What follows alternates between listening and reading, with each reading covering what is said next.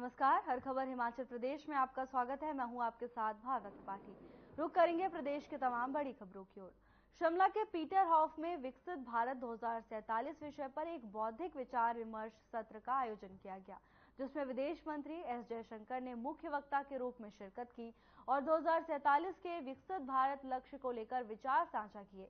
कार्यक्रम में प्रदेश के कई बुद्धिजीवी और छात्रों ने हिस्सा लिया। इस मौके पर विदेश मंत्री एस जयशंकर ने कहा कि भारत दुनिया में तेजी से विकास करने वाला देश बन गया है।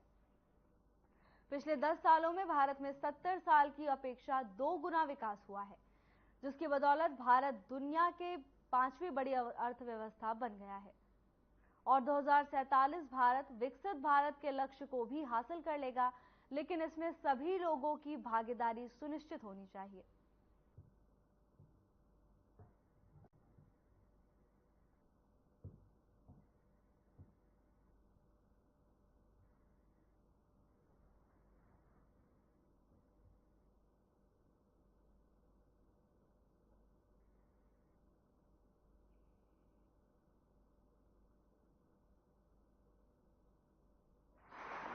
अगर आज देखें, दुनिया के करीब करीब 200 देश हैं कुल मिला के, यूएन के 193 सदस्य हैं। अगर कुल मिला के आप देखें कि दुनिया में ब्राइट स्पॉट कहाँ है, कहाँ ग्रोथ है, कहाँ स्टेबिलिटी है, कहाँ कॉन्फिडेंस है, कहाँ लीडरशिप है, आप जानते हैं कि वो भारत में। तो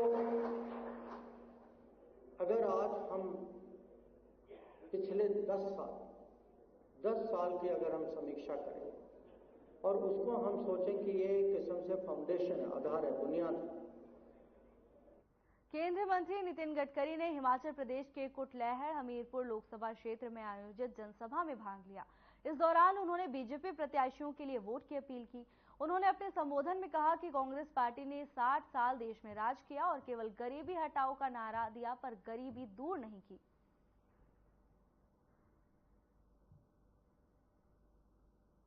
बहनों और भाइयों, देश के विकास के लिए हमारे यहां 2 क्षेत्र बहुत महत्वपूर्ण है। एक उद्योग क्षेत्र है और दूसरे हमारी खेती है, कृषि क्षेत्र है।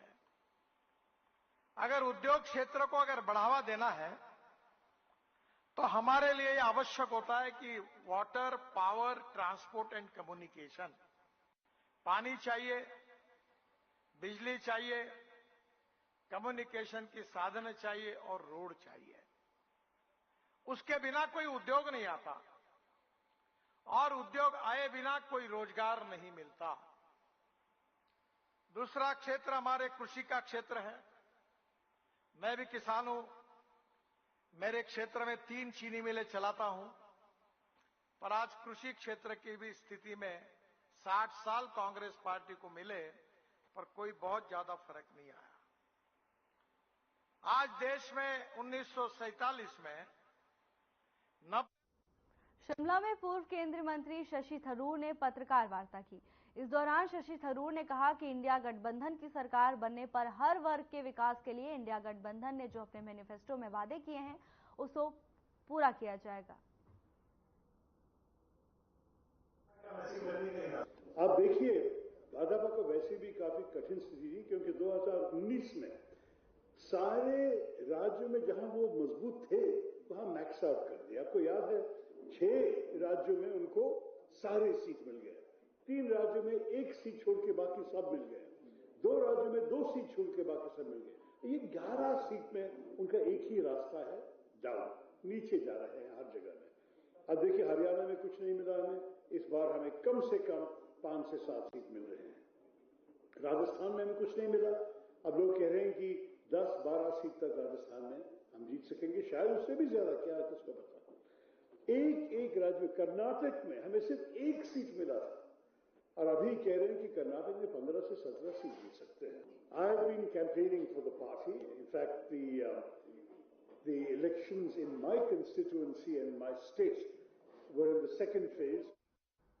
सोलन विधानसभा क्षेत्र में जनसंपर्क कार्यक्रम का आयोजन किया गया, जिसमें भारतीय जनता पार्टी लोकसभा प्रत्याशी सुरेश कश्यप ने शिरकत की। इस दौरान उन्होंने कहा कि हिमाचल प्रदेश की कांग्रेस सरकार ने राज्य में त्रासदी और विकास के लिए भेजे गए पैसों का दुरुपयोग किया और अपने चहेतों में बंदर बांट किया है।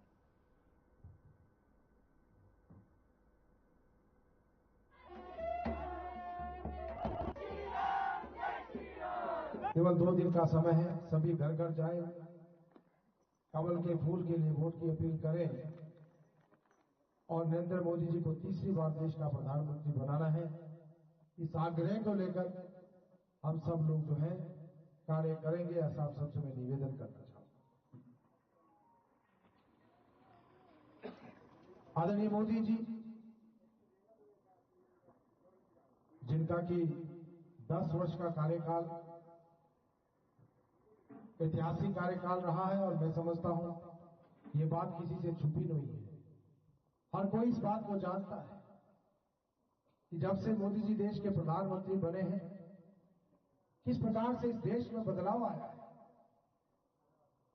नहीं तो हमने स्थिति भी देखी 2014 से पहले क्या हालात इस देश के थे। भ्रष्टाचार हो, घोटाले हो, नित्य प्रतिदिन कोई ना कोई घोटाला जो है उजागर होता था। दुनिया में हमारी पहचान एक घोटालेबाज देश की थी। लेकिन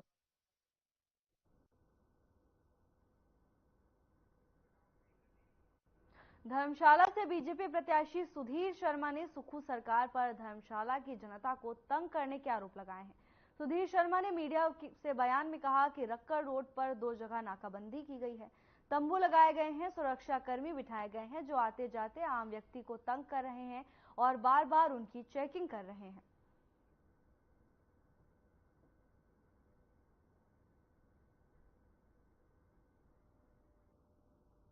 जगह पर जो है वो सुरक्षा कर्मियों को बिठाया हुआ है, पुलिस के तंबू लगे हैं।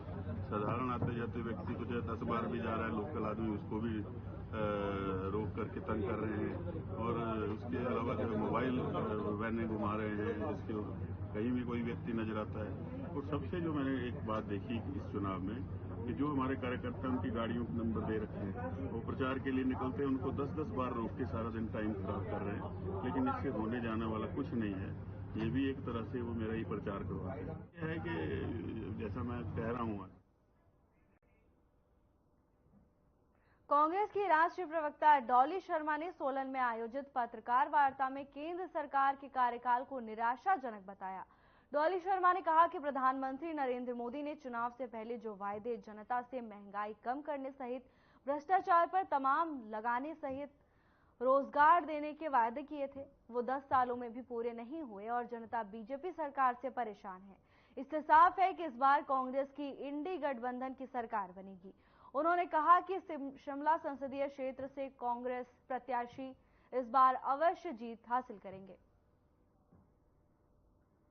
हिमाचल के हालात से उनको अवगत कराया। 6 जगह जनता लगातार, मैं सोलन क्षेत्र में प्रभारी हूं और मैं आपको पूरी गारंटी के साथ कहना चाहती हूं कि हम ये शिमला लोकसभा जीतने जा रहे हैं और हिमाचल में आप देखिएगा कि हमारे सांसद होंगे। और जिस तरीके से हिमाचल की जनता, मैं गांव में भी गई हूं, मैं शहरी क्षेत्र में भी घूम रही हूं और जिस तरीके से विकास कार्यों को मुझे जनता ने बताया कि यहाँ महिलाओं को 20,000 रुपया मिला, यहाँ जो है सड़कें मिली हमें।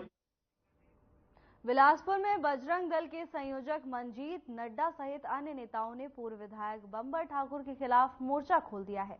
उन्होंने पूर्व विधायक पर अवैध धंधों का संरक्षण और बढ़ावा देने का आरोप लगाया है।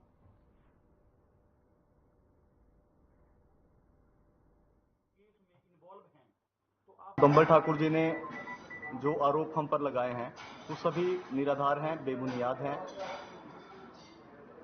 बंबर ठाकुर जी खुद ही बिलासपुर जिला में चाहे 1 नंबर का काम है, चाहे 2 नंबर का काम है, सारे आपने खुद ही संभाल रखे हैं। बाकी हमारी जो डिमांड है, हमारी मांग ये है कि जो सीसीटीवी डीबीएल कंपनी में लगे थे जिस दिन वहां पे लड़ाई हुई है, उसके आधार पर कार्रवाई की जाए। हमने ये मांग जेल में सुप्रिटेंडेंट महोदय के वहां से जस्टिस शिमला में बैठते हैं, उनको भी एप्लीकेशन भेजी थी कि हम बम्बर ठाकुर से बहुत पहले से बम्बर ठाकुर के साथ जुड़े हुए थे। जब हमारा बचपन था तो तब से हम बम्बर ठाकुर के साथ जुड़े थे और बम्बर ठाकुर ने अपने अवैध धंधों में हमें जोड़ा, जैसे चिट्टे का काम, ये अवैध कब्जा, ये सारे काम बम्बर ठाकुर ने किए और हम छोटे थे, इन बातों से अभिन्न थे कि इसका परिणाम क्या है। जब हमने ऑब्जेक्शन किया कि ये काम गलत है तो बम्बर ठाकुर ने झूठे मुकदमे मेरे ऊपर 2 करवाए। जब बम्बर ठाकुर जी सत्ता में थे, आप खुद। फिलहाल के लिए बस इतना ही, जल्द हाजिर होंगे नई अपडेट्स के साथ। नमस्कार। अब जैसे अवैध